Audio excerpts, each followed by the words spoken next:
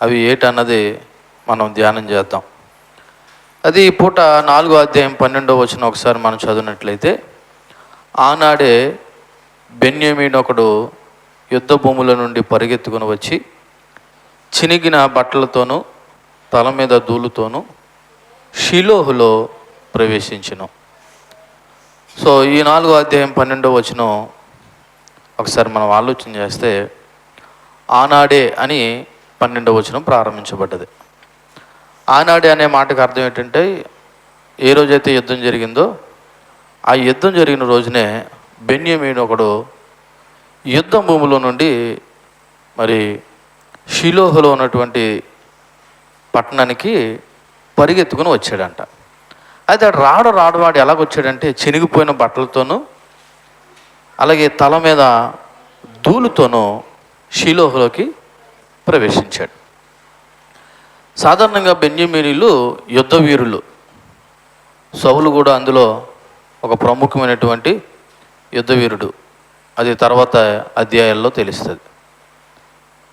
అయితే ఈ బెన్యామీనీయుడు యుద్ధం నుండి చినిగిన బట్టలతోనూ తల మీద ధూళితోనూ రావడం అనేది ఇశ్రాయేలీయుల యొక్క సంస్కృతిలో ఈ రకమైనటువంటి ఈ చినిగిపోయిన బట్టలు ధూళితో రావడం అనేది దుఃఖానికి మరియు తీవ్రమైన బాధలకు, అవమానానికి ఒక సాదృశ్యంగా ఉన్నాయి.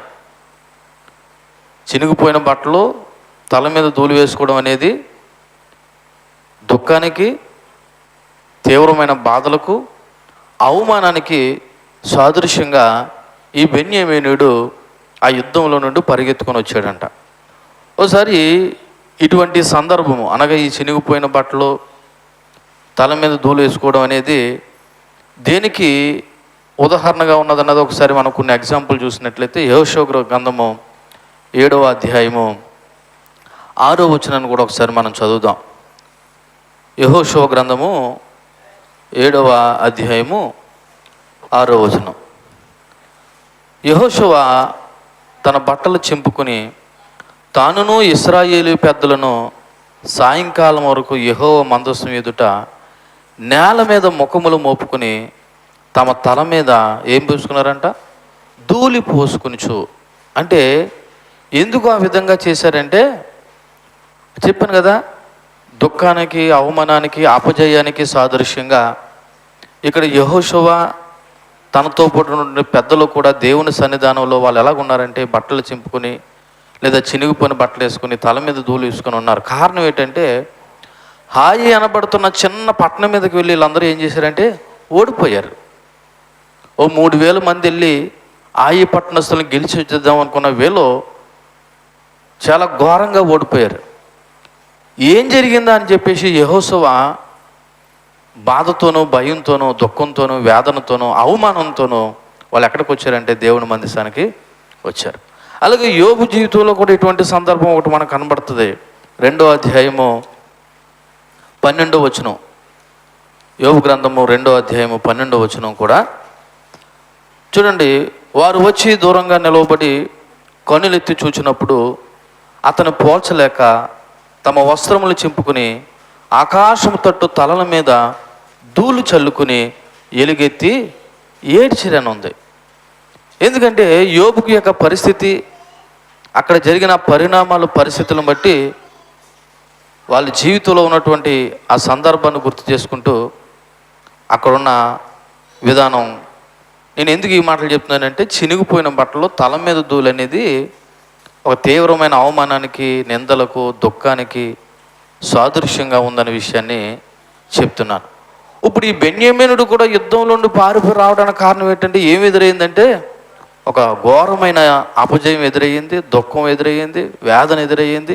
దీనికి సాదృశ్యంగా అయినా చినిగిపోయిన బట్టలు చింపుకుని, చినిగిపోయిన బట్టలు అంటే బట్టలు చింపుకుని తల మీద ధూళి పూసుకుని ఆ రావడమే ఒక సింబాలిక్గా అది చెప్పే ప్రయత్నం చేస్తున్నాడు.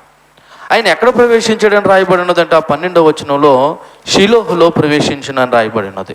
ఎందుకు షిలోహులో అంటే, ఆనాడు షిలోహు ఇశ్రాయేలీలకు ఒక మతపరమైనటువంటి కేంద్రంగా ఉంది. అంటే అర్థం ఏంటంటే హెడ్ క్వార్టర్. ఏదైనా విషయాలు దేనికి తెలుస్తాయి అంటే ఫస్ట్ హెడ్ క్వార్టర్లో ఉన్నటువంటి వారికి, ప్రధానమైన నగరంలో ఉన్న వారికి తెలుస్తాయి. ఎందుకు షిలోహు ఆ రోజు మతపరమైన కేంద్రంగా ఉందంటే, ఆ రోజున దేవుని మందసం షిలోహులో ఉంది. దేవుని మందసం ఎక్కడ ఉంది? షిలోహులో ఉంది.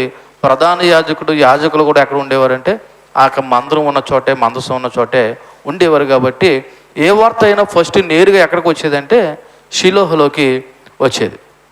అలాగే ఈనాడు కూడా మన రాజకీయపరమైనటువంటి మరి ఎవరైనా నాయకులు కానీ లేకపోతే విదేశాల నుండి వచ్చిన వారు ఏవైనా వర్తమానం చెప్పాలంటే తీసుకొచ్చి ఎక్కడ చెప్తారంటే హెడ్ క్వార్టర్లో ఉన్నటువంటి రాజధానిలో ప్రధానమైన పట్టణంలో చెప్తారు.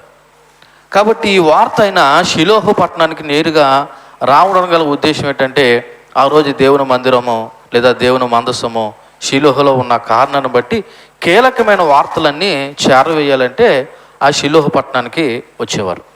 అయితే ఈయన ఏ విధంగా వచ్చాడంటే, అక్కడ రాయబడిన మాట పరిగెత్తుకొని వచ్చాడంట. ఎలా వచ్చాడంట? పరిగెత్తుకొని వచ్చాడు. ఈ పరిగెత్తుకొని రావడం అనేది మరి ఈ యొక్క సమాచారం యొక్క తీవ్రతను తెలియపరుస్తుంది. ఈ సమాచారం తీవ్రత అంటే అర్జెంట్ న్యూస్, ఇది ఎమర్జెన్సీ న్యూస్. తీరుబడిగా ఎప్పుడో మనం వెళ్ళి చెప్దామనే న్యూస్ కాదు ఇది,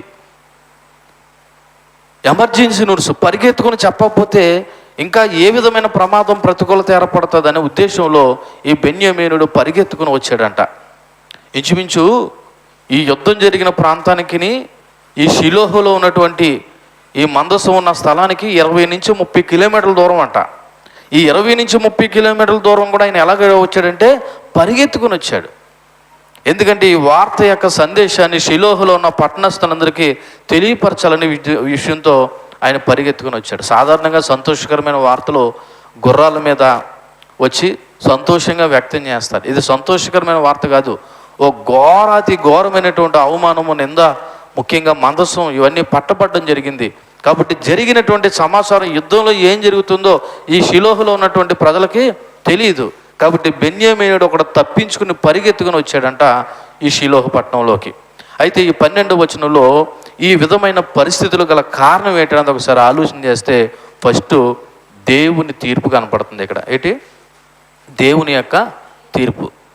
వాళ్ళు ఏమనుకున్నారంటే, ఇశ్రాయేలీలు మందసం మా మధ్య తీసుకొస్తే లేదు మా మధ్యన ఉంటే వాటం అనేది జరగదు అని అనుకున్నారు ఇశ్రాయేలీలు. కానీ ఇశ్రాయేలీలకైనా నేడు మనకైనా తెలుసుకోవాల్సిన విషయం ఏంటంటే తెలుసా, మనలో అవిధేయత ఉంటే మందసం ఉన్న మందిరానికి వచ్చిన నో యూజ్ అంటే అర్థం ఏంటో తెలుసా? ప్రయోజనం లేదనే మాటకు అర్థం ఏంటంటే, నువ్వు మందిరానికి వచ్చావా, మందసం నీ మధ్యన ఉన్నదన్నది కాదు, నువ్వు దేవునికి విధేయత చూపిస్తున్నావా లేదన్నది ముఖ్యమైన విషయం. ఇక్కడ దేవుని యొక్క స్పష్టమైన తీర్పు కనపడుతుంది. ఇశ్రాయేలీలు భౌతికంగా ఆలోచించి మనం ఎలాగున్నా పర్లేదు, ఆధ్యాత్మికంగా భౌతికమైన దేవుని మందసం మన మధ్యన ఉంటే చాలు విజయం అనుకున్నారు. కానీ దేవుని యొక్క తీర్పును వాళ్ళు గ్రహించడానికి మరి తక్కువ రోజుల్లోనే అనగా లేకపోతే వాళ్ళ జీవితాల్లోనే దేవుని తీర్పును తెలుసుకోగలిగారు. రెండోది ఏంటంటే ఏలీ కుటుంబం యొక్క పాపం కనపడుతుంది ఇక్కడ. ఈ యుద్ధంలో ఇశ్రాయేల్ ప్రజలు ఓడిపోవడానికి రెండో కారణం ఏంటంటే ఏలీ కుటుంబం యొక్క పాపం. ఒకటి ఇశ్రాయేల్ ప్రజల యొక్క మూకుమ్మడి అవిధేయత. ఎందుకంటే జాతి మొత్తం ఆ రోజుల్లో ఇశ్రాయేల్ ప్రజలకు ఎవరు లేడు, దేవుడు లేడు, రాజు లేడు శారీరకంగా, దేవుడు అంతకంటే లేడు, ఎవడు ఇష్టానుసారంగా తిరుగుతున్నారు. అది మూకుమ్మడి జాతి యొక్క అవిధేయత అయితే, రెండోది దేవుని సేవ చేసే సేవకుడి యొక్క కుటుంబం పాపం కూడా ఇక్కడ మనకి కనబడుతూ ఉన్నది. సో మందసము, ఇక్కడ ఒక విషయం మనం జ్ఞాపకం చేసుకుందాం. మందసము ఏ మాయా వస్తువు కాదు, ఏదో ఏంటంటారు అద్భుతమైన దీపము కాదు. అంటే మందసం మన మీద ఉంటే, మన మధ్యన ఉంటే అద్భుతాలు జరిగిపోతాయి. పాస్టర్ గారు మన మధ్యన ఉంటే ఆయన మనం చేసినా చేయకపోయినా ప్రార్థన ఆయన చేస్తే అద్భుతాలు జరిగిపోతాయి. అటువంటిది ఏం కాదు. మందసం అంటే ఫస్ట్ దేవుని సన్నిధి. మందసం అంటే ఏంటి? దేవుని సన్నిధి. దేవుని సన్నిధిని అవిధేయతో మన మధ్యకి తీసుకురాకూడదు. ఒకవేళ తీసుకొచ్చిన ఆయన రాడు కూడా అన్నాం. దేవుని మందసాన్ని అవిధేయతో తీసుకొచ్చేద్దాం అనుకుంటే ఆయన ఏమీ రాడు. దేవుని సన్నిధి మన మధ్యలో ఉండాలంటే మనము దేవునికి విధేయులై ఉండాలి. మీకు అర్థమయ్యేలా చెప్తాను.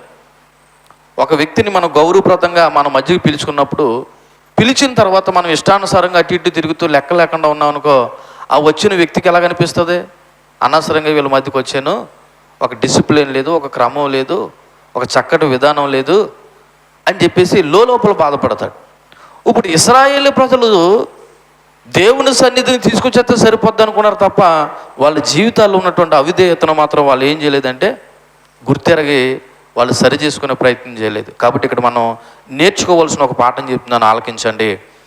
దేవుని ఆశీర్వాదాలు కానీ విజయాలు కానీ బాహ్య చిహ్నాలపై అంటే భౌతికమైన వస్తువులపై ఆధారపడదు.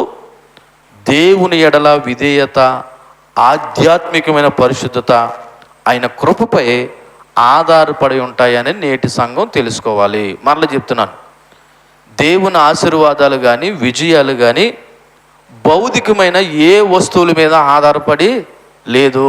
మరి దేని మీద ఆధారపడ్డదంటే నీ వ్యక్తిగత విధేయత, నీ ఆధ్యాత్మికమైన పరిశుద్ధత, దేవుని కృపను బట్టి ఆశీర్వాదాలు విజయాలు ఆధారపడ్డాయనే విషయాన్ని మనం జ్ఞాపకం చేసుకోవాలి.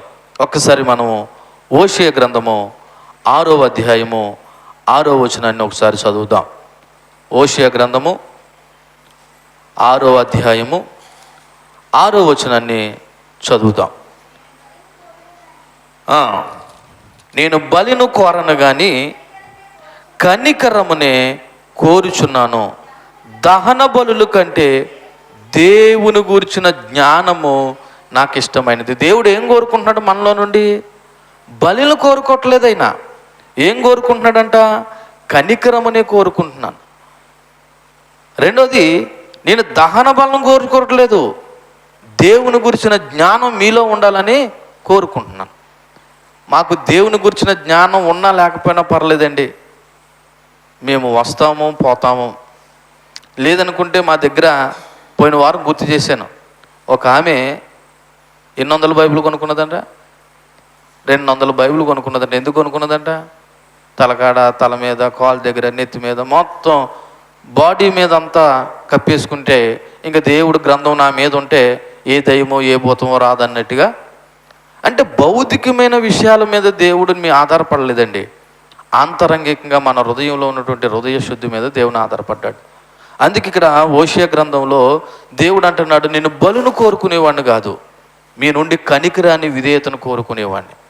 నేను దహన బలును కోరుకునేవాడిని కాదు, మీలో దేవుని గురించిన జ్ఞానం ఉండాలని కోరుకుంటున్నాడు. అంటే ఇప్పుడు మనలో ఏముండాలా?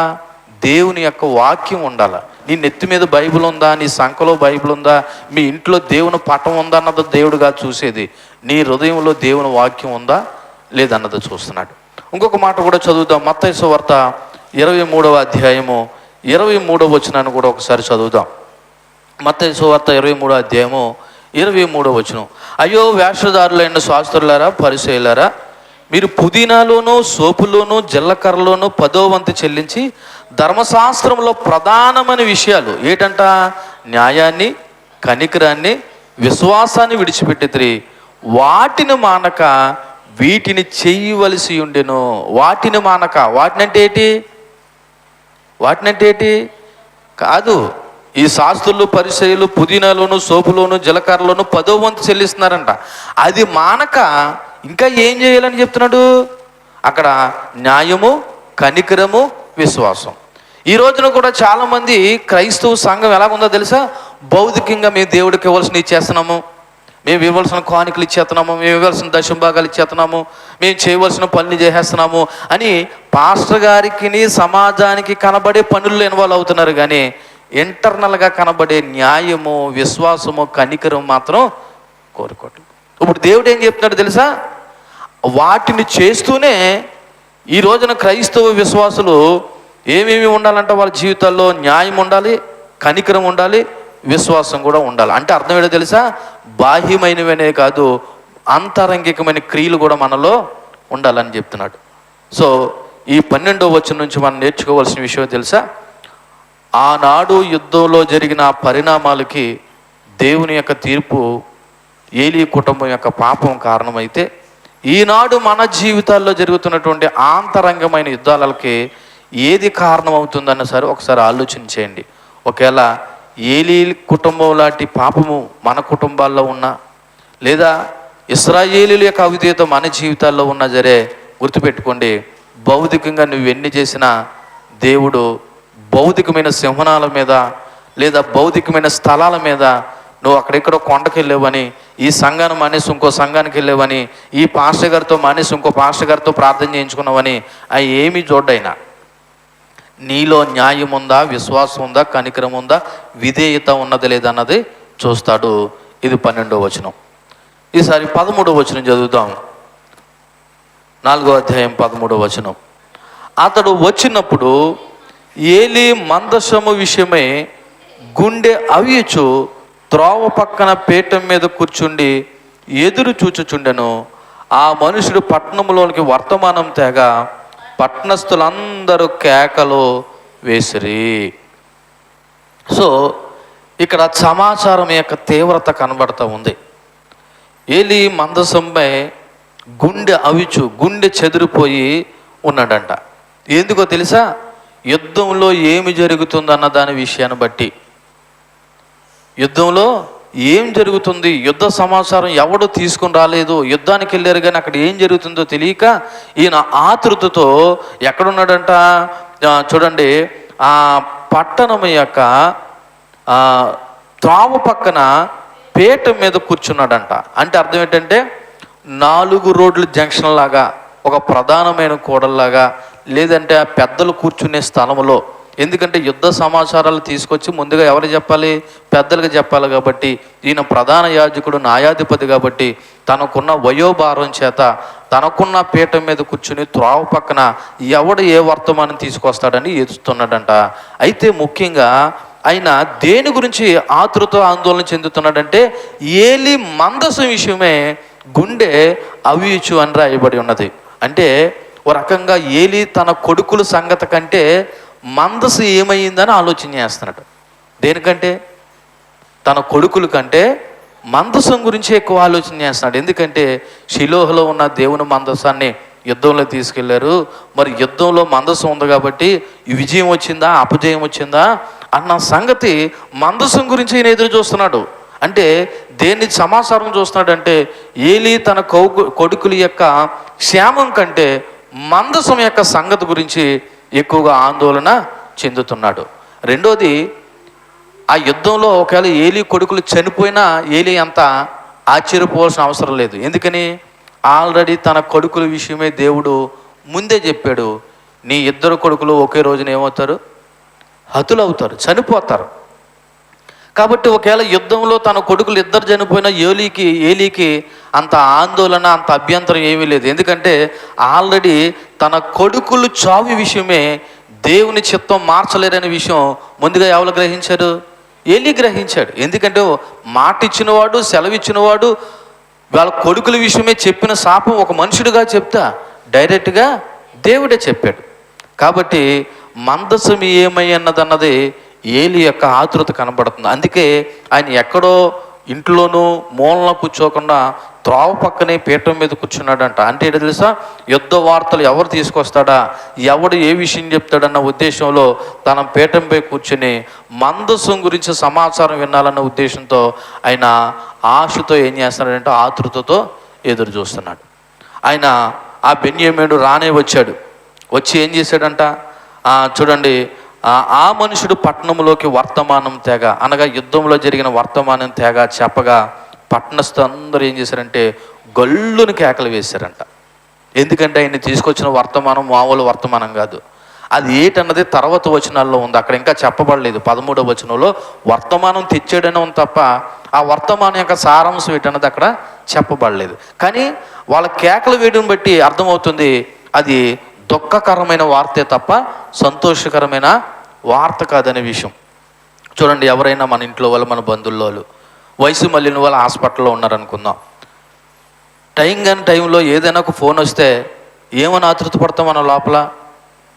వాళ్ళ కొంప తీసి చనిపోయిందేమో అన్న ఉద్దేశంలో అవతల వాళ్ళు ఫోన్ చేసి వాళ్ళ సమాచారం చెప్పేంత వరకు మనకు ఎలాగుంటుందంటే చాలా ఆందోళనగా ఉంటుంది.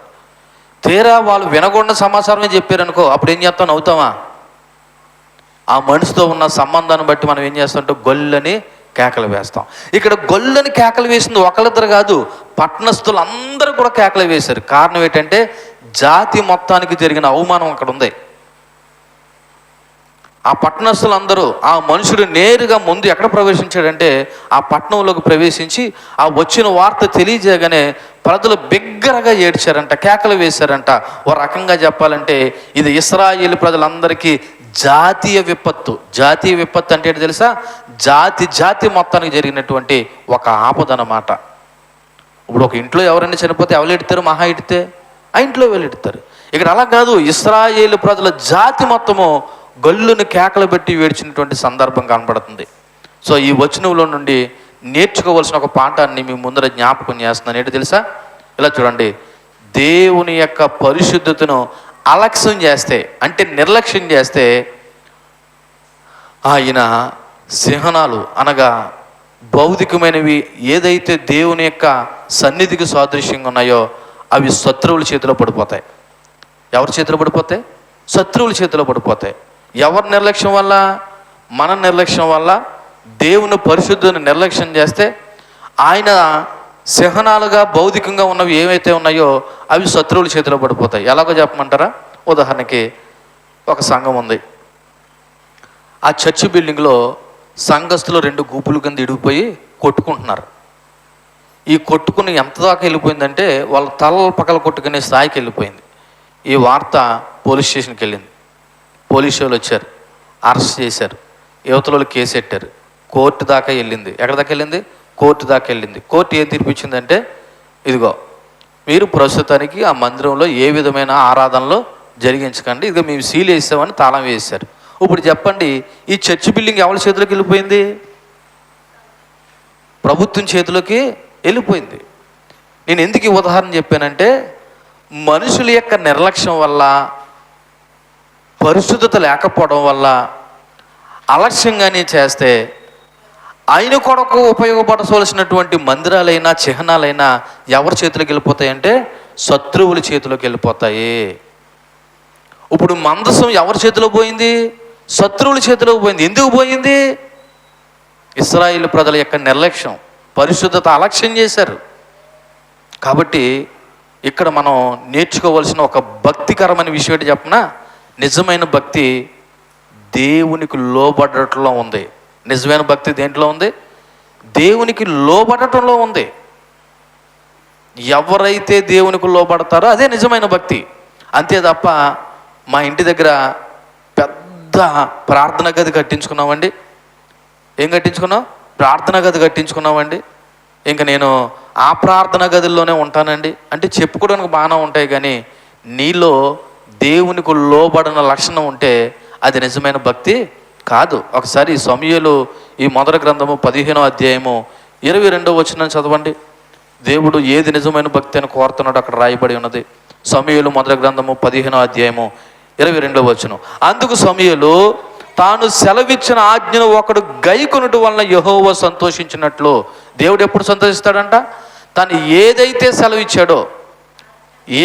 సెలవిచ్చాడో ఆ ఆజ్ఞను గైకున్నప్పుడు యెహోవా సంతోషించినట్లు ఒకడు దహన బలుల కంటే ఇంకా బలులు అర్పించడం వలన ఆయన సంతోషించిన ఆలోచించుము.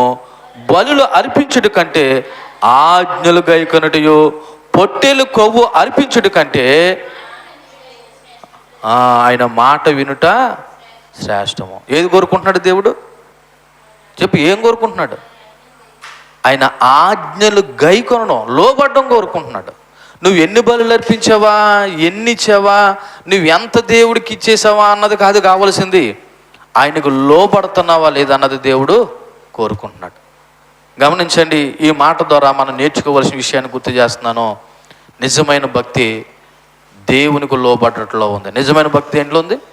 ఒకసారి మీరు ఆలోచించేయండి, మీరు దేవునికి లోబడుతున్నారో లేదో. ఇక్కడ స్పష్టంగా సమూయేలు భక్తుల ద్వారా దేవుడు తెలియపరుస్తున్నాడు, నువ్వు దహన బలులు అర్పించడం కాదు ఆయనకు కావాల్సింది, ఆయన ఆజ్ఞకు లోబడడం కావాలి, ఆయన మాట వినడం కావాలి. ఇశ్రాయేలు ప్రజలు భక్తి చేశారు తప్ప దేవునికి లోబడలేదు. ఈ రోజున నేటి సంఘం కూడా అలాగే కనబడుతుంది. భక్తి చేస్తున్నారు తప్ప దేవునికి ఏమవట్లేదంటే లోబట్టలేదు. సేవకుడు మాట కూడా లెక్క చేయట్లేదు. ఏది భక్తో, ఏది వాస్తవమో సంఘం గురించి కన్నీరు గర్చే సేవకుడు మాట కంటే ఇదిగో లోకానుసారమైన భక్తి ప్రజల్లో కనపడడానికే ఈ రోజున చేస్తున్నారు తప్ప దేవునికి లోబడే భక్తి కనబట్టలేదు. చూడండి మరలా ఒకసారి మన సమూయేలు 4వ అధ్యాయము 13వ వచనాన్ని చూద్దాం. 13వ వచనం 14వ వచనం 14వ వచనంలో ఏలీ ఆ కేకలు విన్నాడు. విని ఈ గల్లత్తు ఏమని అడగగా ఆ మనుషుడు త్వరగా వచ్చి ఏలీతో సంగతి తెలియజేసును అని ఉంది. పట్టణస్థులందరూ ఒకేసారి కేకలు వేసేసరికి ఏలీ కేకలు విన్నాడు తప్ప చూడలేదు. ఎందుకు చూడలేదంటే 2 కారణాలు. ఒకటి, ఆయన శారీరకంగా స్థూలకాయుడు, బాగా లావు ఉన్నాడు.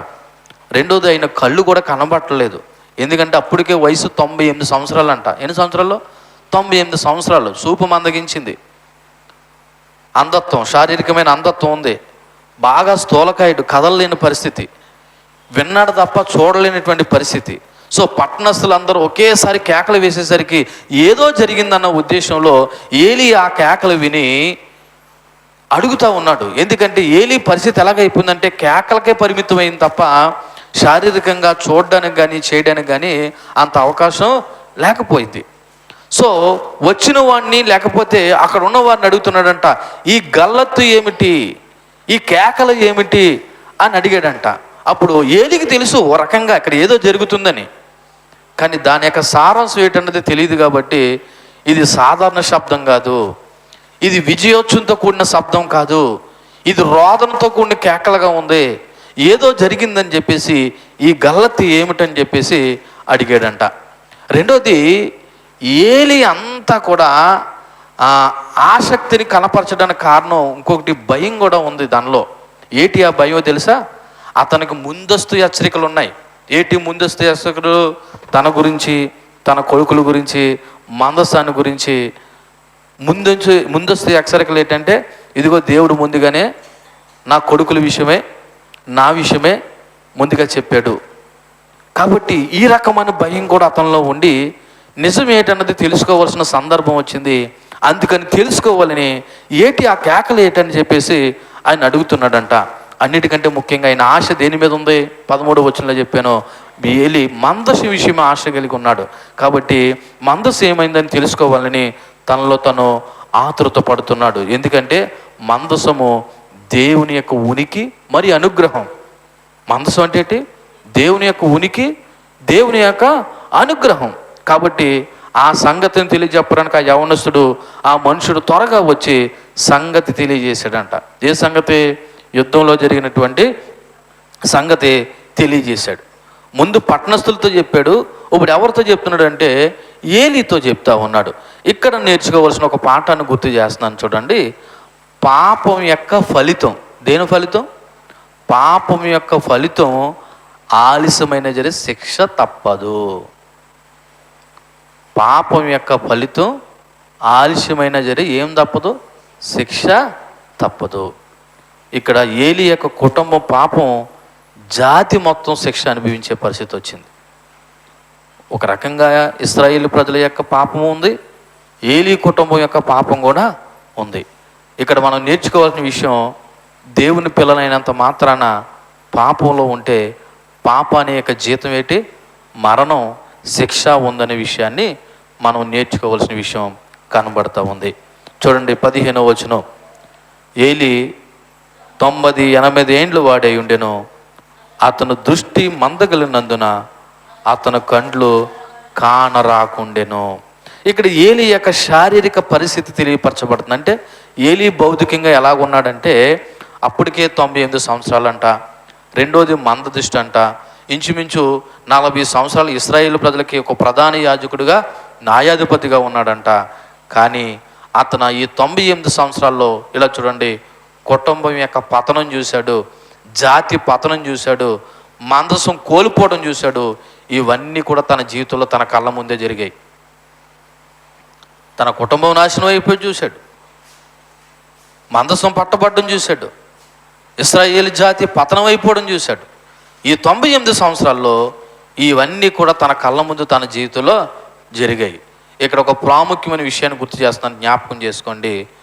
ఒక వ్యక్తి దీర్ఘాయుషు ఆశీర్వాదానికి కారణం కావచ్చు. అంటే ఒక వ్యక్తి ఎక్కువ సంవత్సరాలు బ్రతికాడంటే అది దేవునిచ్చిన ఆశీర్వాదం అవ్వచ్చు.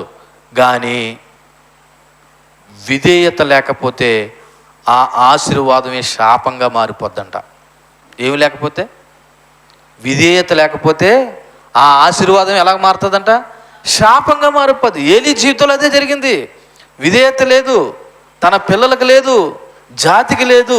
ఈ 98 సంవత్సరాల్లో ఆయుష్నైతే అనుభవించాడు, కానీ ఏమి చూశాడంటే శాపాన్ని పొందుకున్నాడు. ఈ సందర్భంలో మనం తెలుసుకోవాల్సిన మాట, నేర్చుకోవాల్సిన మాట, నువ్వు ఎన్ని సంవత్సరాలు బ్రతికే ఉన్నది కాదు, ఆ సంవత్సరంలో నీవు శాపం లేకుండా ఎలా బ్రతికే ఉన్నదో ముఖ్యం. ఒకవేళ దీర్ఘాయుష్యం అనేది దేవుడిచ్చే ఆశీర్వాదం అవ్వచ్చు, కానీ నువ్వు దేవుడి పట్ల విధేయత లేకపోతే ఆశీర్వాదం నీకు ఎలా మారుతుంది? శాపంగా మారుతుంది. ఉదాహరణకి ఇక్కడే ఏలీ వయసుని బట్టి చూస్తే శారీరకంగా అంధత్వాన్ని కలిగి ఉన్నాడు. రెండోది ఆధ్యాత్మికమైన అంధత్వం కూడా కలిగి ఉన్నాడు ఏలీ. ఎలాగంటారా? ఏలీ అంట తన పుత్రులు అనగా కొడుకుల యొక్క పాపాన్ని చూసి చూడనట్టుగా పట్టించుకోలేదంట. అంటే శారీరకమైన అంధత్వంతో పాటు ఏ అంధత్వాన్ని కలిగి ఉన్నాడు? ఆధ్యాత్మికమైన అంధత్వం. అంటే మానసికంగా కూడా అతను కళ్ళు తీర్చుకోలేని పరిస్థితిలో ఉన్నాడు. రెండోది దేవుని హెచ్చరికలు విన్నా మార్పు చేసుకోలేదంట, మారు మనసు లేదంట. ఈ రోజున ఏలీ కుటుంబ జీవితమే కాదు, చాలామంది క్రైస్తవ కుటుంబాల జీవితాల్లో కూడా ఇలాగా జరుగుతున్నాయి.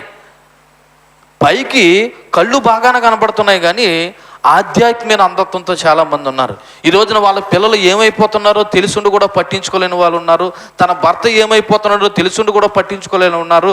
తన భార్య ఏమైపోతుందో కూడా తెలుసుండి పట్టించుకోలేని వారు ఉన్నారు. ఎందుకంటే ఎలాగున్నా నాకు సంపాదించి పెట్టవలసినవి, నాకు తెచ్చిపెట్టవలసినవి నా కొడుకు నా భర్త తెస్తున్నారు కదా, వాళ్ళు ఎలాగుంటే అలాగ అనుకోండి అని అంటున్నారు తప్ప ఒక కొడుకును కానీ కూతురు కానీ భర్తను కానీ హెచ్చరించడం కానీ బుద్ధి చెప్పడం కానీ వాళ్ళ గురించి ప్రార్థించడం కానీ ఏం జరగట్లేదు. క్రైస్తవ సంఘం ఎలాగుందో తెలుసా? పైకి శారీరకంగా కళ్ళు బాగా కనపడుతున్నాయి, కానీ ఆధ్యాత్మికమైన గుడ్డుతనంతో ఉన్నారు. ఏలీ కూడా తన పిల్లల విషయమే ఆ విధంగానే ప్రవర్తించాడు. శారీరకంగా చూపు లేదు, ఆధ్యాత్మికంగా కూడా తను ముందు చూపు లేకుండా పోయాడు. దీన్ని బట్టి ఒక విషయం జ్ఞాపకం చేసుకోండి, దేవుని పిల్లలు కూడా పాపం అనుభవించవలసి వస్తుంది. ఎవరి పిల్లలు? దేవుని పిల్లలంత మాత్రాన పాపము అనుభవించాలని అనుకోకండి. దేవుని పిల్లలు కూడా పాపం చేస్తే పాపం యొక్క ఫలితం ఏం చేయాలి? అనుభవించాలి. ఒకసారి గలతీయులకు రాసిన పత్రిక 6వ అధ్యాయం 7వ వచనం చూడండి. గలతీయులకు రాసిన పత్రిక 6వ అధ్యాయము 7వ వచనం. వాక్కోపదేశం పొందినవాడు ఉపదేశించేవాడు మంచి పదార్థాలన్నింటిలో భాగం ఇవ్వలను. 7వ వచనం. మోసపోకండి, దేవుడు వెక్కిరింపబడ్డు, మనుషుడు ఏమి విత్తునో ఆ పంటనే కోయును. అవును, నువ్వు పాపం అనే పంట విత్తితే ఏ పంట కోస్తావు? పాపం అనే పంటే కోస్తావు. నువ్వు దేవునికి విధేయత చూపిస్తే నువ్వు విధేయతతో కూడినటువంటి ఫలమే పొందుకుంటావు. నేను పాస్టర్ గారినండి, లేకపోతే మేము దేవుణ్ణి నమ్ముకున్నామండి, మేము పెద్ద ప్రార్థనా పరులు అండి, విశ్వాసాలు అండి అని చెప్పుకుంటూ పాపంలో ఉంటే దేవుని పిల్ల కూడా పాపం యొక్క ఫలితం అనుభవించాలి. ఏలీ ఎవరు? దేవుని సేవకుడు. ఏలీ పిల్లలు ఎవరు? దేవుని సేవకుల పిల్లలు. అయినా పాపాన్ని దేవుడు చూచి చూడనట్టు ఊరుకున్నాడా? ఊరుకోలేదు. అది సేవకులైనా విశ్వాసులైనా పాపం యొక్క ఫలితం అనుభవించాలనే సంగతే మర్చిపోకూడదు. కాబట్టి ఈ 15వ వచనంలో మనం చదివిన దాన్ని బట్టి ఆలోచన చేసినప్పుడు, ఇదిగో ఏలీ శారీరకంగా మందదృష్టి కలిగి ఉండడమే కాదు, ఆధ్యాత్మికమైనటువంటి మరి మందదృష్టి కూడా కలిగి ఉన్నాడు. చూడండి 16వ వచనం చదువుతాం. ఆ మనుషుడు అనగా యుద్ధంలో నుండి వచ్చిన ఆ మనుషుడు, యుద్ధములోండి వచ్చిన వాడిని నేనే, నేడు యుద్ధములో నుండి పరిగెత్తి వచ్చితనని ఏలీతో అనగా అతడు, నాయనా అక్కడ ఏమి జరిగినని అడిగెను. ఆయన చెప్తున్నాడు, ఆ వర్తమానం తీసుకొచ్చినటువంటి బెన్యామీనుడు అంటున్నాడు ఏలీతో వచ్చి, అయ్యా యుద్ధంలో నుండి వచ్చిన వాడిని నేనే అని చెప్పడంలో ఉద్దేశం ఏంటో తెలుసా? యుద్ధ సమాచారాన్ని తెలియజేయడానికి నేను పంపబడ్డ వ్యక్తిని, నియమించబడ్డ వ్యక్తిని, అక్కడ ఏం జరిగిందో నాకే తెలుసు అన్న విషయాన్ని చెప్పినప్పుడు ఏలీ అన్నాడంట, నాయనా కుమారుడా అక్కడ ఏం జరిగింది అని అడగటంలో ఏలీ ఉద్దేశం ఏంటో తెలుసా? అక్కడ ఆందోళన కనపడుతుంది, ఆతృత కనపడుతుంది. ఆందోళన ఏంటంటే ఏమి జరిగిందా, ఆతృత ఏంటంటే విజయమా అపజయమా. కాబట్టి నాయనా కుమారుడా ఏం జరిగింది నాతో చెప్పు అని అడుగుతున్నాడట. అయితే ఆయన ఏం చెప్పాడు అన్నది 17వ వచనంలో కనబడుతుంది. కానీ 16వ వచనంలో మనం నేర్చుకోవాల్సిన విషయం తెలుసా? నా జీవితంలోనైనా, ఇలా చూడండి, నా జీవితంలోనైనా మీ జీవితంలోనైనా ఏ సేవకుడి జీవితంలోనైనా ఏమి జరుగుతుందన్న ప్రశ్న కానీ వేసుకోకపోతే జీవితము నిందలతోనూ అవమానంతోనూ ముగిస్తుందంట. ఇక్కడ ఏమని అడిగాడు ఏలి? నాయనా నా కుమారుడా అక్కడ ఏం జరుగుతుందని అడిగాడు. ఇక్కడ నేనేమంటున్నాను తెలుసా? అక్కడ ఏం జరుగుతుంది కాదు, నీ హృదయంలోనూ నీ ఇంట్లోనూ నీ కుటుంబంలోనూ ఏం జరుగుతుందనే ప్రశ్న ప్రతిరోజు వేసుకోగలిగితే, ఒకవేళ వేసుకోలేదనుకో ఏలీ కుటుంబము నిందల అవమానాలతో ముగిసినట్టు ఈ రోజున క్రైస్తవ కుటుంబాలు కూడా అలా నిందల అవమానాలతోనే ముగిపరచబడుతుంది. ఈ ప్రశ్న ఏలీ వేసుకోవడం కాదు, ఏలీ అడగడం కాదు, సేవకుడు కానీ సంఘంలో ఉన్న విశ్వాసాలు కానీ ఏ నాయకుడైనా సరే ఈ రోజున మన జీవితంలో ఏం జరుగుతుందన్నది ప్రశ్న వేసుకుంటే మన జీవితాలు కూడా అగమ్య గోచరంగా ముగియకుండా ఉంటాయి. ఏం జరుగుతుందో మీకు తెలీదా? భక్తి విషయంలోనూ దేవుని విషయంలోనూ మీ ఆధ్యాత్మిక విషయంలోనూ ఒకసారి ప్రశ్న వేసుకుంటే మీ ఆధ్యాత్మిక స్థితి ఏంటో, మీ కుటుంబ ఆధ్యాత్మిక స్థితి ఏంటో, మీ పిల్లల ఆధ్యాత్మిక స్థితి ఏంటో అన్న ప్రశ్న వేసుకుంటే మనం తెలిసిపోతుంది.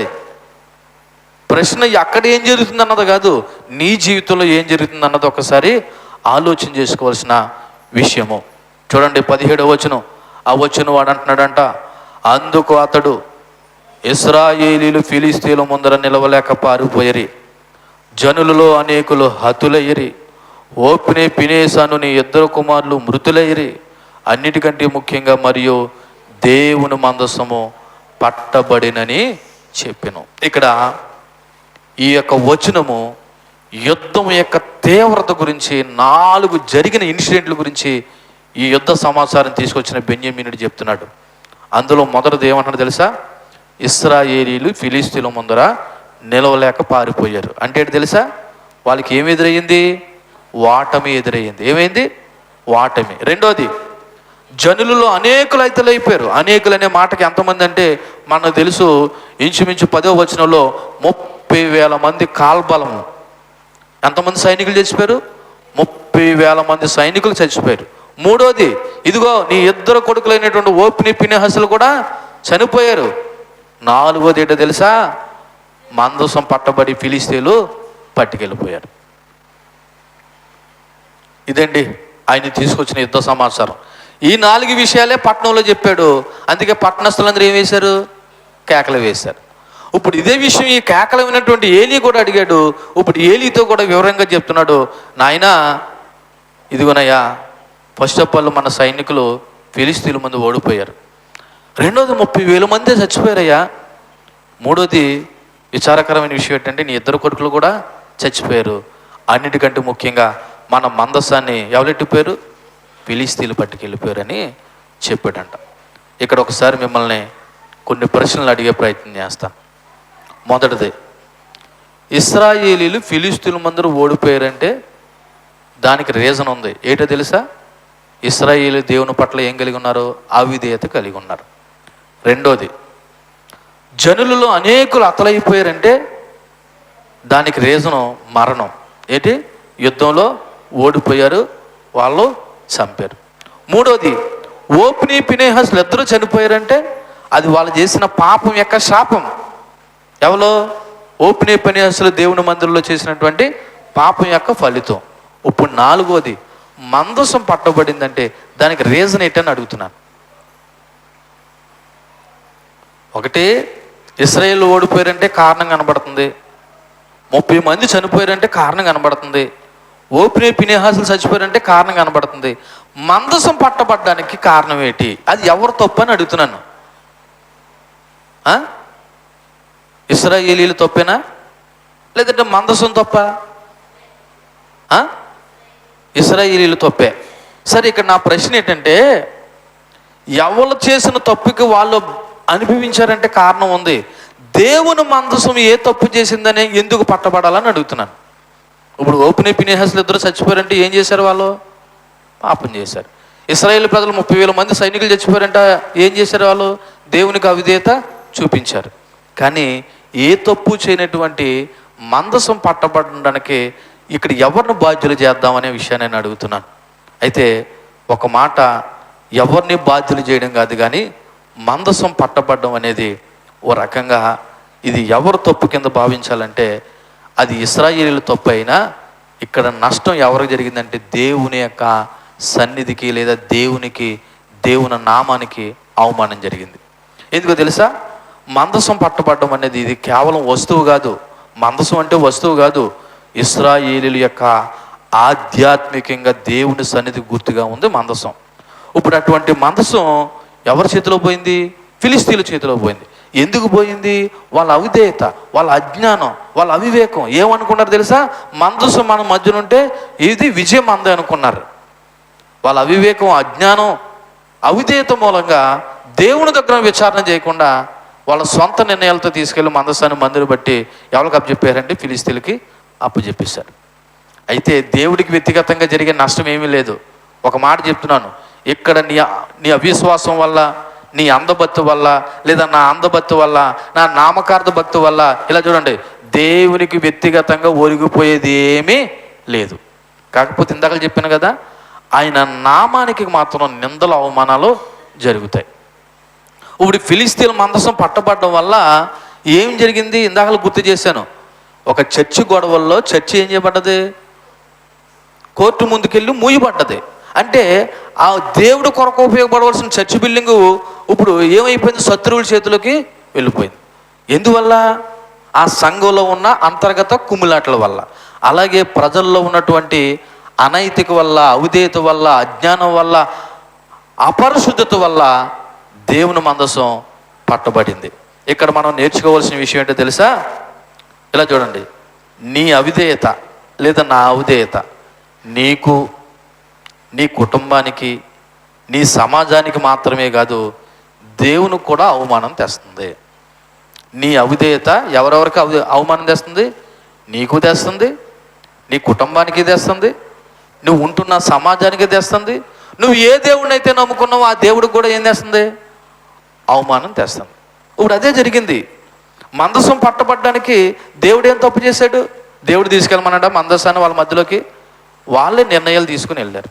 చూడండి, మనం కూడా ఏ గొడవ జరిగినా ఎవరిని తీసుకొస్తాం మధ్యలోకి? దేవుడిని తీసుకొస్తాం. వాళ్ళు దేవుడిని తీసుకొచ్చి మనం పక్కన అడిగితే, నువ్వు ఆడే గొడవ వల్ల, నువ్వు ప్రవర్తించే తీరు వల్ల వీళ్ళు దేవుడిని నమ్ముకున్నారని చెప్పేసి ఇండైరెక్ట్గా ఎవరి నామం మధ్యలోకి వచ్చింది? ఇది ఈ రోజున క్రైస్తవులు తెలుసుకోలేని పరిస్థితి. కాబట్టి ఇక్కడ జరిగిన 4 కారణాలు చెప్పిన తర్వాత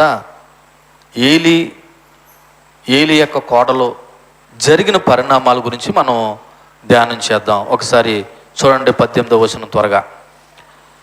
దేవుని మందసము మాట అతడు పలకగానే ఏలి ద్వారం దగ్గర ఉన్న పీఠం మీద నుండి వెనకకు పడి మెడ విరిగి చనిపోయెను. ఏలయనగా అతడు వృద్ధుడై బహుస్థూల దేహి అయి ఉండెను. అతడు 40 సంవత్సరాలు ఇశ్రాయేలుకు న్యాయము తీర్చెను. చూడండి, ఎప్పుడైతే మందసం పట్టబడిందని తెలియగానే ఏలి ఏమైపోయాడంట? మెడ విరిగి పడిపోయి చనిపోయాడంట. ఎందుకని గమనించండి, తన కొడుకులకు చనిపోయారన్న విషయం, తన కొడుకులు చనిపోయారన్న విషయంలో ఆయనకు బాధ లేదు.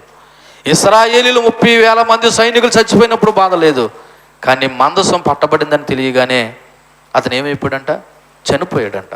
చూడండి, ఇక్కడ ఏలీ కుటుంబంలో లేదా ఏలీ జీవితంలో జరిగిన పరిణామాలు, 40 సంవత్సరాల నాయకత్వం వహించాడంట, 98 సంవత్సరాల జీవితాన్ని జీవించాడంట, ఇశ్రాయేలీలకు ఆధ్యాత్మికంగా ఒక నాయకుడిగా ఉన్నాడంట. కానీ అతని జీవితం క్షణంలో ముగిసిపోయింది. ఎలా ముగిసిపోయింది? క్షణంలో ముగిసిపోయింది. కొడుకుల మరణం కన్నా మందసం కోల్పోవటమే ఏలీకి అతి పెద్ద దెబ్బ కింద కనిపించింది. అంటే కారణం ఏంటో తెలుసా? మందసం దేవుని సన్నిధి, ఇశ్రాయేలీలు గుర్తింపు. కాబట్టి ఇప్పుడు ఏలీ వెంటనే చనిపోవడానికి కారణం షాక్ తగిలింది. ఏంటో తెలుసా షాకు? ఒకటి దుఃఖం, భయము, రెండోది తన కొడుకులు వీళ్ళందరూ చనిపోయారు. దానికంటే ఈ షాకు, దుఃఖం, భయం వల్ల 3 కలగొలిపి అతను హృదయము విఘాతం కలిగి, ఒక మాటలో చెప్పాలంటే హార్ట్ అటాక్ వచ్చినంత పని అయింది. ఏమైంది? వినరాని మాట విన్నాడు. ఏదైతే తన జీవితంలో వినకూడదు అనుకున్నాడో ఆ మాటే విన్నాడు. వినగానే ఆయనకి ఏమొచ్చింది తెలుసా? హార్ట్ అటాక్ వచ్చినట్టుగా ఆ పీఠం మీద నుంచి వెనక్కి పడి మేడ విరిగి చనిపోయాడంట. ఇక్కడ ఒక విషయాన్ని జ్ఞాపకం చేసుకుంటే, ఏలీ 40 సంవత్సరాలు నాయకత్వం అనేది మోషే యెహోషువ నాయకత్వంతో సమానం. కానీ అతని జీవితం అవమానంతో ముగిసిపడ్డది. దేంతో ముగిపడ్డది? అవమానంతో ముగిపడ్డది. అవమానంతో ముగిపడ్డది. ఏలీ మందసం గురించి ఎక్కువ ఆందోళన చెందాడు, కానీ అలా ఆందోళన చెందడం సరైన ఆధ్యాత్మిక ప్రాధాన్యత అయినా అప్పటికే ఆలస్యం అయిపోయింది. ఏంటి? మందసం విషయంలో కానీ తన కుటుంబాన్ని సరిదేశం విషయంలో కానీ అప్పటికే దేవుడు తీర్పు ఏం చేశాడు? చెప్పేశాడు. ఆ ఆతృత ఆందోళన ముందుంటే బాగున్నాం. నిజమే, మందసం గురించి ఆతృత కలిగి ఉన్నాడు, కానీ అప్పటికే ఆలస్యం అయిపోయింది. 40 ఏళ్ళు న్యాయాధిపతిగా ఉన్నటువంటి తన యొక్క జీవితము, కుటుంబము శాంతి సమాధానం లేకుండా ముగిసిపడ్డది. ఇక్కడ ఒక నా పర్సనల్ ఒపీనియన్ చెప్తున్నాను చూడండి. ఇదిగో, ఏ సేవకుడు ఆధ్యాత్మికంగా బాగుంటాడో ఆ సంఘం బాగుంటుంది. ఏ సంఘం ఆధ్యాత్మికంగా బాగుంటుందో ఆ సమాజం బాగుంటుంది. ఏ సమాజం ఆధ్యాత్మికంగా బాగుంటుందో ఆ దేశం బాగుంటుంది. అంటే ఇక్కడ బాగుండడం అంటే నేను మాట్లాడేది దేవునికి విధేయత చూపించడం, దేవుని మాట వినడం. సేవకుని యొక్క ప్రభావం సంఘం మీద పడితే సంఘం యొక్క ప్రభావం దేని మీద పడాలా? సమాజం మీద పడాలి. సమాజం మీద ప్రభావం దేశం మీద పడితే అప్పుడు అది శాంతి సమాధానంతో ఉన్నటువంటి దేశం. కానీ ఈ రోజున దురదృష్టవస్తు దేవుని సేవ చేసే సేవకులు అన్యాయమైన, అక్రమమైన అజ్ఞానంలో బ్రతుకుతున్నారు. సంఘం ఇంకా చెప్పవలసిన పనే లేదు. ఇకపోతే ఇంకా ఆ ప్రభావం ఈ రోజున దేశం మీద లేదు, సమాజం మీద లేదు. కాబట్టి ఇక్కడ మనం నేర్చుకోవాల్సిన పాఠాన్ని ఒకటి గుర్తు చేస్తున్నాను చూడండి. ఇలా చూడండి, దేవుని యొక్క పవిత్రతను కాపాడని అంటే దేవుని యొక్క గౌరవాన్ని కాపాడని నాయకుడైనా, సేవకుడైనా, విశ్వాసైనా, అది ఎంత గొప్పోడైనా వాడి జీవితం అవమానంతో ముగియబడుతుంది. దేంతో ముగియబడుతుంది? అవమానంతో. చూడండి, అక్కడే అన్నాడు సమూయేలు మొదటి గ్రంథము 2వ అధ్యాయము 30వ వచనంలో అన్నాడు. 2వ అధ్యాయం 30వ వచనంలో, నీ ఇంటి వారును నీ పితరుల ఇంటి వారును నా సన్నిధిని యాజకత్వం జరిగించుదురని యెహోవా ఆజ్ఞ ఇచ్చినను, ఇప్పుడు అది నా మనసుకు కేవలం ప్రతికూలమైందని ఇశ్రాయేలు దేవుడని యెహోవా సెలవిచ్చున్నాడు. కావున యెహోవా వాక్యేదనగా, నన్ను గణపరచువాన్ని నేను గణపరుస్తాను, నన్ను తృణీకరించువాన్ని నేను ఏం చేస్తాను? తృణీకరిస్తాడు. అది సేవకుడైనా, విశ్వాసైనా, ఏ నాయకుడైనా, నువ్వు దేవుని తృణీకరిస్తే దేవుడు కూడా నేను ఏం చేస్తాడు? తృణీకరిస్తాడు. నువ్వు దేవుని గణపరిస్తే దేవుడు కూడా నేను ఏం చేస్తాడు? గణపరిస్తాడు. కాబట్టి ఇక్కడ మనం నేర్చుకోవాల్సిన విషయాన్ని చాలా జాగ్రత్తగా గమనించండి. త్వరగా చూడండి 19వ వచనం. ఇది ఏలీ జీవితంలో జరిగిందైతే ఇప్పుడు ఏలీ కోడల గురించి చూద్దాం.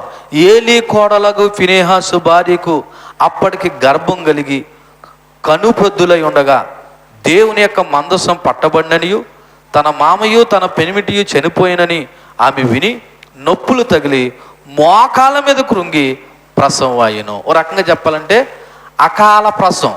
ఇంకా ప్రసవానికి టైం ఉంది. ప్రసవానికి టైం ఉంది. ఏలీ ఎలాగైతే షాక్ తిన్నాడో ఏలీ కోడలో ఫినెహాసు భార్య అని తప్ప ఆమె పేరు రాయబడలేదు. కానీ ఆమె కూడా మందసం అన్న దేవుని సన్నిధన్న ఎక్కడ లేని గౌరవంతో ఉంది. చూడండి, మందసం పట్టబడిందని, తన మామ చనిపోయాడని, దాంతోపాటు తన భర్త కూడా చనిపోయాడని విని షాక్యం తగిలి మోకాళ్ళ మీద కృంగిపోయి ప్రసవం అనేసిందంట. అంటే ఇక్కడ మనం ఈమె విషయంలో కొన్ని మాటలు జ్ఞాపకం చేసుకుంటే ఒక మాట అక్కడ ఇందులో చూడండి. మొదటగా మందసం పట్టబడిందనే మాటతో పాటు తన భర్త మామ కూడా చనిపోయారనే మాట విని ప్రసవం అయ్యింది. అలా ప్రసవానికి కారణం ఏంటంటే ఆమె షాకింగ్ న్యూస్ విన్నది. ఏంటి షాకింగ్ న్యూస్? మొదటి షాకింగ్ న్యూస్ మందసం పట్టబడ్డం, రెండో షాకింగ్ న్యూస్ తన భర్త చనిపోవడం, మూడో షాకింగ్ న్యూస్ తన మామ కూడా చనిపోవడం. న్యూసుల మీద న్యూసులు తగిలే షాకింగ్ న్యూస్లో మందసం పట్టబడడం జాతీయ విషాదం, తన మామ చనిపోవడం కుటుంబ పెద్ద దిక్కును కోల్పోవడం, తన భర్త ఫినెహాసు చనిపోవడం వ్యక్తిగతమైన దుఃఖం. ఈ మూడు ఒకేసారి ఆమెను కృంగదీశాయి. ఈ మూడు ఒకేసారి ఆమెను ఏం చేశాయి? కృంగదీశాయి. ఒకే రోజున ఏలీ, ఫినెహాసు, ఓప్ని, తన యొక్క కోడలు కూడా నలుగురు కూడా చచ్చిపోయారు. ఈ రోజున యుద్ధం జరిగిన రోజున ఎవరెవరు చనిపోయారు? ఏలీ చనిపోయాడు, ఏలీ ఇద్దరు కొడుకులు చనిపోయారు, ఆఖరి కోడలు కూడా చనిపోయింది. చూడండి ఎన్ని పరిణామాలు జరిగాయో. ఇక్కడ మనం నేర్చుకోవాల్సిన పాఠం ఏంటో తెలుసా? ఒక అనామయక స్త్రీ యొక్క మరణం ఇశ్రాయేలీయుల యొక్క ఆధ్యాత్మిక మరణానికి చిహ్నంగా ఉంది. ఆమె అలా చనిపోవడానికి కారణం ఇశ్రాయేలీయులు కూడా ఆధ్యాత్మిక ఏమైపోయారు? చనిపోయారు. అయితే దేవుని పవిత్రతను అలక్ష్యం చేస్తే ఆ శిక్ష ఏ స్థాయిలోనైనా ఉండొచ్చు, ఏ తీవ్రతలోనైనా ఉండొచ్చు. చూడండి ఒకే రోజున ఎంత నష్టం జరిగిందో. ఇశ్రాయేలీయులు 30,000 మంది చచ్చిపోయారు, ఓటం పాలయ్యారు, మందసం పట్టబడ్డది, ఏలీ కొడుకులు చనిపోయారు, ఏలీ చనిపోయాడు, చివరికి ఏలీ కోడలు కూడా ఏమైపోయింది? చనిపోయింది. అంటే ఒక మనిషి యొక్క అవిధేయత పాపము ఎంత తీవ్రతలోనైనా ఉండొచ్చు, ఏ స్థాయిలోనైనా ఉండొచ్చు. చూడండి 20వ వచనం చదువుదాం. ఆమె మృతి నొందుచుండగా దగ్గరున్న నిలిచి ఉన్న స్త్రీలు ఆమెతో భయపడవద్దు, కుమారుని కంటివనరి కానీ ఆమె ప్రత్యుత్తరం మీయకయో లక్ష్య పెట్టకయో ఉండినదే అని రాయబడి ఉన్నది. ఏమి ఇవ్వలేదంట? ప్రత్యుత్తరం ఏమి ఇవ్వలేదంట, లక్ష్య పెట్టలేదంట. ఆమె మరణ సమయంలో అక్కడ మంత్రసాలను అన్నారంట, నువ్వు భయపడకు, నువ్వు ఎవరిని కన్నావు? కుమారుని కన్నావు అని చెప్పారంట. ఎందుకు ఆ మాట అన్నారంటే, కొడుకు పుట్టాడంటే కొద్దిగా ఎంకరేజ్ చేయబడుతుంది. ఏం చేయబడుతుంది? ఒక మంచి వార్త చెప్పానటువంటి విషయం. ఎందుకంటే ప్రాచీన ఇశ్రాయేలు సాంప్రదాయంలో కుమారుడు పుట్టడం అనేది ఆనందానికి, ఆశీర్వాదానికి సూచన, కుమార్తె కంటే కూడా. ఆ విధానం ఈరోజు కూడా మన భారతదేశంలో, మన తెలుగు రాష్ట్రాల్లో కూడా ఉంది. కొడుకు పుట్టాడంటే ఒక ఆనందం, కూతురు పుట్టాడంటే ఒక ఆనందం. కానీ ఆ రోజుల్లో కొడుకు పుట్టడం అనేది గొప్ప ఆశీర్వాదంగా భావించారు. కాబట్టి మంత్రసాలలో ఆ మాట చెప్తే ఈమె ఏమైనా సరే కొద్దిగా ఓపిక తెచ్చుకుని సంతోషిస్తుందేమని మాట్లాడారంట. కానీ ఆమె నో రెస్పాండ్, ఏమీ మాట్లాడలేదంట. ఒక రకంగా చెప్పండి, ఆమె హృదయం చచ్చిపోయింది. ఆమె హృదయం ఏమైపోయింది? చచ్చిపోయింది. ఇంక శారీరకంగా కూడా చచ్చిపోవడానికి సిద్ధంగా ఉంది. కారణం ఏంటంటే ఆమె పూర్తి నిరాశ, దుఃఖం, కుమారుడు పుట్టాడనే కంటే కుటుంబం నాశనం అయిపోయిందని, లేకపోతే తన భర్త చనిపోయాడని, తన మామ చచ్చిపోయిన దానికంటే మందసం పట్టబడింది అనేటువంటి చింతే ఈ ఫినెహాసు భార్యకి, ఏలీ కోడలకి ఉండిపోయింది. అందుకే పాపం యొక్క శిక్ష, ఇలా చూడండి, పాపం యొక్క శిక్ష సంతోషాన్ని కూడా దోచేసుకుంటుంది. కొడుకు పుట్టడం సంతోషమా కదా? కానీ ఆమె సంతోషించిందా? ఎందుకు సంతోషించలేదు? పాపం యొక్క శిక్ష సంతోషాన్ని దోచేసుకుంది. సంతోషించవలసిన సమయం ఎలా మారిపోయిందంటే దుఃఖం కింద మారిపోయింది. దానికి కారణం ఏంటంటే పాపం యొక్క పరిణామం అలాగుంటుంది. అందుకే చూడండి, ఆ సమూయేలు మొదటి గ్రంథం 2వ అధ్యాయము 33 ప్రకారం దేవుడి యొక్క ప్రవచన నెరవేర్పు, అంటే ఏలీ కుటుంబ విషయంలో 2వ అధ్యాయం 33 వచనంలో ఏమన్నాడు? నా బలిపీఠం ఎవడం ఉండకుండా నేను అందరిని నశింప చేయక విడవను గనుక అది నీ కన్నులు క్షీణించుటకు, నువ్వు దుఃఖం చేత శయమగుటకు సాధనమగును, నీ సంతానపు వారందరూ వయకాలం మంది ఏమవుతారు? మరణం అవుతారు అన్నట్టుగా ఏలీ యొక్క కుటుంబము ఆ తరం అంతా ఏమైపోయిందంటే ఆ రోజునే అంతమైపోయింది. ఇక్కడ నేర్చుకోవాల్సిన పాఠం ఏంటి తెలుసా? దేవుని సన్నిధి, మందసం కాదు, దేవుని సన్నిధి లేకపోతే, ఆలకించండి, నీ కొడుకు పుట్టినా, ఉద్యోగం వచ్చినా, లాటరీ తగిలినా అది అర్థం లేని జీవితం. ఎందుకు తెలుసా? దేవుడి సన్నిధి లేకపోతే నువ్వు ఎంత సంపాదించుకున్నా, నువ్వు ఎంత సంతోషిందామన్నా ప్రయోజనం ఏమీ లేదు. ఎందుకంటే ఏ మాటలో, ఏ సందర్భం, ఏ వార్త కూడా దేవుని సన్నిధి కంటే ఎక్కువ సంతోషపరచలేవు. ఆమె బాధ అంతా కొడుకు పుట్టాడని సంతోషం కాదు, మందసం పోయింది, దేవుని సన్నిధి పోయిందనే బాధే ఉంది. అందుకే నేను అంటున్నాను, దేవుడి సన్నిధి అనగా దేవుడు నీ హృదయంలో లేకపోతే నీకు ఉద్యోగం ఉండొచ్చు, వ్యాపారంలో సక్సెస్ అవ్వచ్చు, లాటరీ తగలచ్చు, కొడుకు పుట్టచ్చు, లేకపోతే వరుసగా కొడుకులే పుట్టేయచ్చు, ఏమేమి కూడా నీకు సంతోషాన్ని, సమాధానాన్ని ఇవ్వవు. అందుకే దావీదు ఈ విధంగా అంటున్నాడు 42వ కీర్తన 1-2 వచనాలు. ఒకసారి చూడండి, 42వ కీర్తన 1-2 వచనాలు ఏమంటున్నాడు? ఇదిగో దుప్పు నీటి వాగుల కొరకు ఆశపడినట్లు దేవా నీ కొరకు నా ప్రాణము ఆశపడుచున్నది, నా ప్రాణము దేవుని కొరకు తృష్ణ కొనుచున్నది, జీవం గల దేవుని కొరకు. అంటే దేని కొరకు ఆశపడాలి మనం? దేవుని కొరకు. ఏముంది మరి? ఎక్కడుంది ఆశ? బాగానే చెప్పేశారు మీరు నోరు తెరిచి. ఏది ఎక్కడుంది ఆశ? ఆతృత ఎక్కడ కనపడుతుంది? ఒక రోజు కనపడదు, ఒక్కో రోజు కనపడదు. ఓ రోజు ముందు వస్తాం, ఓ రోజు ఆలస్యంగా వస్తాం, ఓ రోజు రాము. ఆశ అలాగ ఉండకూడదు. అక్కడ అంటున్నాడు ఆశ ఏమన్నది, దుప్పి నీటిగలు వాగుల కొరకు ఆశపడినట్లు దేవా నీ కొరకు నా ప్రాణము. ఎందుకంటే దేవుని సన్నిధి రుచి చూసిన వారు దేవుడి సన్నిధి మానరండి. ప్రాణం పోతే తప్ప, జరగకుండా జరిగితే తప్ప. కానీ మనం ప్రతి చిన్నదానికి దేవుని సన్నిధిని మానేస్తాం, దేవుని లెక్క చేయం. దీన్ని అవిధేయత అన్నారు. దీన్ని ఏమన్నారు? అవిధేయత. చూడండి చివరిగా 21, 22 వచనాలు చెప్పి మనం ముగించుకుందాం. 21వ వచనం ఏమన్నది ఆమె, దేవుని మందసం పట్టబడిందన్న సంగతి విని తన మామయ్య పెనిమిటి చనిపోయిన సంగతి తెలుసుకుని ప్రభావం ఇశ్రాయేలు నుండి పోయినని చెప్పి తన బిడ్డకు ఎకాబోదు అని పేరు పెట్టెను. ఎకాబోదు అనే మాటకు అర్థం అక్కడ రాయబడి ఉన్నది ప్రభావము పోయెను. సో ఆమె మరణ సమయంలో చివరి సన్నివేశంలో తన కొడుక్కి పేరు పెట్టేసి చచ్చిపోయిందంట. ఏం పెట్టేసి? పేరు పెట్టేసి చచ్చిపోయిందంట. ఏ పేరు పెట్టిందంట? ఎకాబోదు అన్న మాటకి హెబ్రీ భాషలో అర్థం ఏంటో తెలుసా? మహిమ కొనిపోయింది, లేదా ఎక్కడుంది మహిమ అని అర్థం అంట. మహిమ కొనిపోయింది లేదా ఎక్కడుంది మహిమ అని ఒక క్వశ్చన్ మార్కుతో ఈ పేరు ఇశ్రాయేలీల యొక్క ఆధ్యాత్మిక పతనానికి ఒక గుర్తుగా ఉంది. ఆమె తన కొడుకు ఏమని పేరు పెట్టింది? ఎకాబోదు. అంటే దేవుని సన్నిధి, దేవుని మహిమ మనలో నుండి పోయింది. మీకు చెప్పాను, ఆ రోజుల్లో ఎవరైనా పేరుకి ఆ పేర్లు పెట్టారంటే దాని అర్థం కూడా గమనించి పెట్టేవారు. మరి ఈ ఓపెనే పినహాసులు, ముఖ్యంగా పినహాసు భార్య ఆ సందర్భంలో తన పుట్టిన కొడుకు ఏ పేరు పెట్టిందో తెలుసా? దేవుని ప్రభావం మనలో ఉండి పోయిందని గుర్తుండేలాగా ఆ కొడుకు ఏ పేరు పెట్టిందంట? ఎకాబోదు అనేటువంటి పేరు పెట్టింది.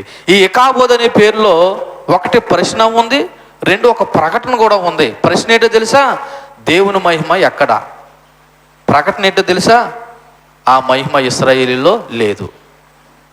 ఈ రోజున చాలా కుటుంబాల్లో ఎకాబోదులే ఉన్నాయి, దేవుని మహిమలు లేవు. పిల్లల్లో దేవుని మహిమ లేదు, భర్తలో దేవుని మహిమ లేదు, భార్యలో దేవుని మహిమ లేదు, సంఘంలో దేవుని మహిమ లేదు. అన్నీ ఎకాబోదులే. పేరుకి మాత్రం గంభీరంగా బ్రతికేస్తున్నారు భౌతికమైన వాటిని బట్టి. కానీ ఈమె ఏమంటాం తెలుసా? ఇదిగో నా కొడుకు నా యొక్క భర్త చనిపోయినా, నా మామ చనిపోయినా, నా కొడుకు పుట్టినా ఇది కాదు నాకు ముఖ్యం, దేవుని మందసం మాలో నుండి మనలో నుండి వెళ్ళిపోయింది కాబట్టి వీడి పేరు ఏంటో తెలుసా? ఎకాబోదు. వీడి పేరు పలికిన ప్రతిసారి మీకు ఏం గుర్తు రావాలి తెలుసా? మన యొక్క పాపం, మన అవిధేయత గుర్తు రావాలి అని చెప్పేసి వాడికి ఆ పేరు పెట్టిందంట. సో దేవుని సన్నిధి లేకపోతే జీవితాంతం, కుటుంబము, భవిష్యత్తు అంతా కూడా శూన్యమే కమ్మేస్తుంది దేవుని సన్నిధి లేకపోతే. అందుకే ఈ పేరు పెట్టడానికి రీజను ఆమె అంటుంది 21వ వచనంలో, దేవుని మందసం పట్టబడిందన్న సంగతిని బట్టి ఈ పేరు పెట్టిందంట. అంతే తప్ప తన మామయ్య, రెండోది తన పెనిమిటియు చనిపోయిన సెకండరీ. ఫస్ట్ ఏం పట్టబడింది? దేవుని మందసం పట్టబడింది అనే కారణాన్ని బట్టి ఇంకా ఏమందులే అని చెప్పేసి మరి దేవుని తర్వాతే ఏదైనా అని చెప్పేసి ఆ కొడుకు ఏమని పేరు పెట్టిందంట? ఎకాబోదు. కానీ ఈరోజు నేటి దేవుడు తర్వాత మనకి ఫస్ట్ మన కుటుంబాలు, మన భౌతిక అవసరతలు, మన అవసరాలు దేవుడు తర్వాత. కానీ ఈమెకు మాత్రం ఫస్ట్ ఎవరో? దేవుడి సన్నిధి. మనకు ఫస్ట్ ఎవరో? కొన్నిసార్లు కుటుంబము, కొన్నిసార్లు భర్త, కొన్నిసార్లు వ్యాపారం, కొన్నిసార్లు ఉద్యోగం, కొన్నిసార్లు కుటుంబము, కొన్నిసార్లు బంధువులు. దేవుడు ఎక్కడో లాస్ట్లో ఉంటాడు. కానీ ఈమెకు మాత్రం దేవుడు ఫస్ట్, తర్వాతే భర్త. భర్త చనిపోయాడనే దానికంటే, మామ చనిపోయాడనే దానికంటే, కొడుకు పుట్టాడనే దానికంటే దేవుని మందసం పట్టబడిందన్న బాధే. ఆ బాధతోనే కొడుకు ఏమని పేరు పెట్టిందంటే దేవుని సన్నిధి కోల్పోయిన కారణాన్ని బట్టి ఎకాబోదు అని పేరు పెట్టిందంటే మహిమ వెళ్ళిపోయిందని. కానీ గొప్ప విషయం ఏంటో తెలుసా? ఆ మహిమ దేవుడు మనకి ఇచ్చాడు. ఒకసారి యోహాను సువార్త 1వ అధ్యాయము 14వ వచనం చూడండి. యోహాను సువార్త 1వ అధ్యాయము 14వ వచనం. ఆ వాక్యమే శరీరధారై కృపా సత్య సంపూర్ణుడుగా మన మధ్య నివసించును. తండ్రి వల్ల కలిగిన అద్వితీయ కుమారుని మహిమ వలె మనము ఆయన మహిమను కనుగొంటిమి. ఏ మహిమ అయితే కోల్పోయారో ఇశ్రాయేలు ప్రజలు, ఆ మహిమే ఈ రోజున శరీరధారిగా ఎక్కడికి వచ్చేసింది? మన మధ్యకు వచ్చేసింది. ఒక రకంగా చెప్పాలంటే నీ ఒళ్ళో ఉంది. నువ్వు చదివితే, నువ్వు ధ్యానం చేస్తే దేవుని మహిమ ఎక్కడుంది? ఇశ్రాయేలు కోల్పోయేదేమో కానీ దేవుడు మనకి చాలా ఉచితంగా శరీరధారిగా మన మధ్యకు వచ్చాడంట. ఎంత గొప్ప వాగ్దానాన్ని దేవుడు ఇచ్చాడు. అంటే ఆ మహిమను ఇవ్వడానికి యేసు ప్రభు ఈ లోకానికి ఎలా వచ్చేసాడు? శరీరధారిగా వచ్చేసాడు. కానీ మనకు లెక్కలేని తనం. బైబిల్ చదవడానికి ఓపిక లేదు, కూర్చుని గంటలు గంటలు కూర్చొని మాట్లాడడానికి సమయం ఉంది, దేవుని వాక్యాలు వినడానికి ఓపిక లేదు. అందుకే ఈ రోజున మన కుటుంబాల్లో దేవుని మహిమ లేదు. చివరిగా 22వ వచనం చదివి ముగిస్తున్నాను చూడండి. 22వ వచనం, బిడ్డకు దేవుని మందసం పట్టబడి పోయినందున ప్రభావం ఇశ్రాయేలు నుండి చెరపట్టబడి పోయినని ఆమె చెప్పి ఆ కొడుకు ఏమని పేరు పెట్టిందంటే ఇకాబోదు అని పేరు పెట్టింది. ఎందుకంటే దేవుని యొక్క మహిమ, దివ్య సన్నిధి, ఘనత, శక్తి, ఇశ్రాయేలు గుర్తింపు, ఆశీర్వాదం, రక్షణ అన్నీ కూడా మందసంతో ముడిపడి ఉన్నాయి. అందుకని ఆమె ఇశ్రాయేలు నుండి దేవుని మహిమ పోయిందని చెప్పి తన ప్రాణము విడిచిందంట. అంటే మరణశయ్యపై ఒక అనామిక పేరు రాయబడినటువంటి స్త్రీ శివర శ్వాసలో దేవుని మందసం పట్టబడింది కనుక దేవుని మహిమ మనలో నుండి పోయిందని చెప్పి ఇశ్రాయేలుల యొక్క ఆధ్యాత్మిక యుగాన్ని ముగించింది. సో ఈ యొక్క 10 వచనాల సారాంశాన్ని ఒకసారి మనం గుర్తు చేసుకుంటే, మరలా గుర్తు చేస్తున్నాను, నువ్వు భౌతిక మీద, సింహనాల మీద కదా ఆధారపడడం, దేవునికి విధేయత చూపించడం ముఖ్యం. రెండోది, విధేయత చూపించకపోతే అవిధేయత యొక్క పరిణామాలు ఏంటన్నది మనము విన్నాము. మూడోది, ఆడి పాస్టర్ గారైనా దేవుని బిడ్డ అయినా పాపం చేస్తే పాపానికి యొక్క శిక్ష ఉంది. ఏలీ కుటుంబం అది పర్సనల్గా కూడా అనుభవించారు. అలాగే దేవుని సన్నిధిని కోల్పోయారు. కానీ ఒక గొప్ప ఆశ ఏంటంటే యేసుక్రీస్తు ద్వారా మహిమా సన్నిధి ఈరోజు మనకి పునరుద్ధరించబడ్డది. అయితే ఇక్కడ మన ప్రశ్న చేసుకోవాల్సిన విషయం తెలుసా? ఈ రోజున దేవుని వాక్యం మన చేతిలోకి వచ్చి మన ముందరుండి మనకెంత ఉచితంగా ప్రకటించబడుతుంటే ఆయనకి విధేయత చూపిస్తున్నావా? ఇంకా మహిమను కాలదోలి పారద్రోలి నీ జీవితంలో, నీ కుటుంబంలో, నీ పిల్లల జీవితంలో ఇకాబోదులుగా ఉంటున్నారా లేదన్నది ఒకసారి ఆలోచించవలసిన సమయం.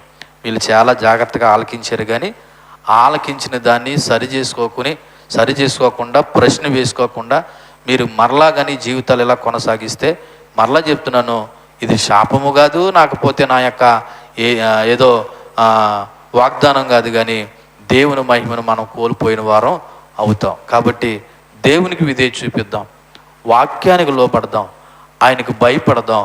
అప్పుడు మన కుటుంబాలు మనము దేవుని మహిమతో నిండుకుందాం. దేవుడి మాటలు మన ఇంటిలో దీవించి ఫలింపు చేయనుగాక. ఆమేన్. ప్రార్థన చేద్దాం. చెప్పబడిన వాక్యాన్ని బట్టి ఒకసారి